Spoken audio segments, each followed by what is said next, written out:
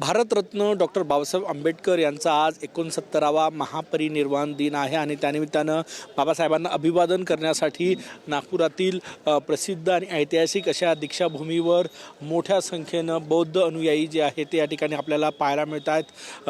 आजच्या दिवशी बाबासाहेबांच्या स्मृतींना उजाळा देण्यासाठी हे बौद्ध अनुयायी जे आहेत ते या ठिकाणी दीक्षाभूमीवर पाहायला मिळत आहेत। 14 ऑक्टोबर 1956 रोजी भारतरत्न बाबासाहेब आंबेडकर यांनी याच दीक्षाभूमीवर बौद्ध धम्माची दीक्षा घेतली आणि त्या रक्तहीन समाजक्रांतीचं आदर्श उदाहरण जगभरात घडवून दिलं।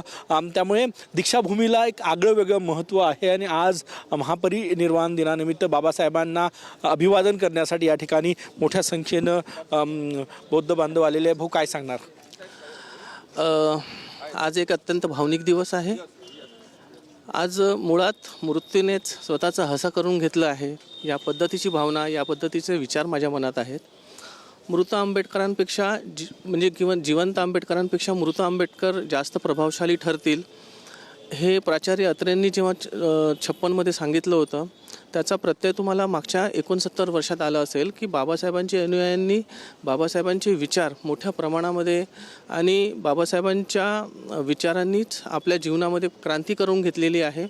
आज मी दीक्षाभूमीला बाबासाहेबांना अभिवादन करतानाच बाबासाहेबांच्या विचारांची जे आहे ते स्वतःमध्ये अंगीकृत करून पुढील वर्षभर काम करण्याच्या उद्देशाने इथे आलेलो आहे। नक्कीच आपण बघू शकतो या ठिकाणी आपल्या भावना ज्या आहेत त्या व्यक्त करताना या ठिकाणी बौद्ध अनुयायी आपल्याला पाहायला मिळत आहेत।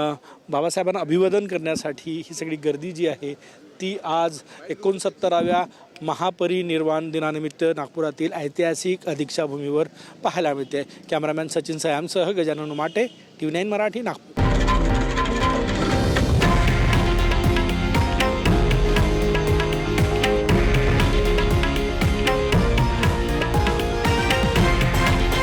हे आहे देशातील नंबर 1 न्यूज नेटवर्क आणि आपण पाहत आहात TV9 मराठी, एकमेव।